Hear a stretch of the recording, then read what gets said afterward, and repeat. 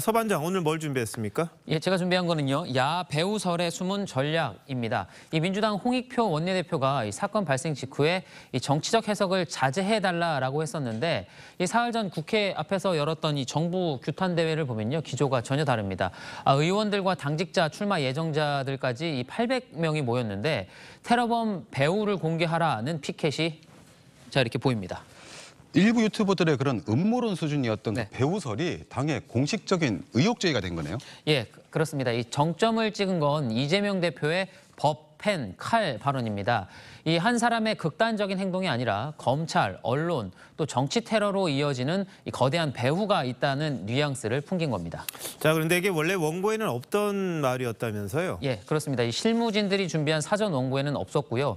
이 대표가 직접 넣은 표현이라고 합니다. 그럼 배우설이 선거 전략상 도움이 된다고 판단을 한 건가요? 네, 이 민주당은 이 대표 사건을 이 고 박종철 고문치사 사건과 김대중 납치 사건 등에 비유를 하고 있죠. 이 모두 이 정권에 의해서 자행됐던 폭력적인 사건입니다. 이 대표 사건을 한 사람의 이 일탈이 아니라 이 정권 차원의 폭력인 것으로 이 프레임을 잡으려는 의도로 보입니다. 자신을 향한 수사와 재판이 이 정적 제거용 탄압이라고 해온 이 대표 주장과 맥이 닿아 있습니다.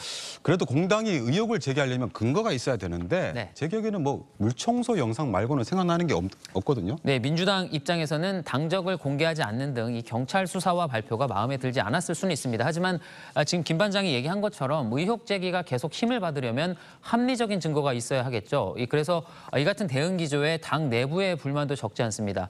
총선을 앞둔 상황에서 이 당 전체가 대표 문제에 몰두하는 모습이 이 사당화 논란을 재점화시킬 수도 있고요. 또 경찰을 공격하고 총리실 공무원을 고발하는 등의 대응도 이 경찰과 공무원 표를 잃을 수 있다는 겁니다.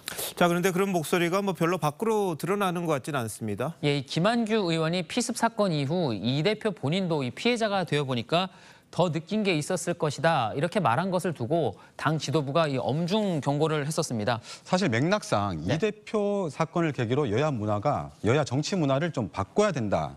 이런 의미였잖아요. 예, 그런 맥락이었죠. 예, 하물며 공천을 받아야 하는 이 민감한 시기인 만큼 더더욱 몸을 사릴 수밖에 없을 텐데요. 이 사실 김 의원의 징계 여부를 결정하는 과정에서도 이 욕설이 새어나올 정도로 지도부 내에서도 이 의견 충돌이 컸다고 합니다. 당의 대응 기조를 놓고 강경파 그리고 온건파 간의 대립이 어느 정도인지 알 수 있는 대목입니다. 자, 이런 배우설이 뭐 지지층을 결집시킬 수는 있을 것 같아요. 그런데 총선은 역시 중도층을 잡아야 되잖아요. 어떻게 될지는 좀 지켜봐야겠네요. 네. 자, 두 반장 수고했습니다.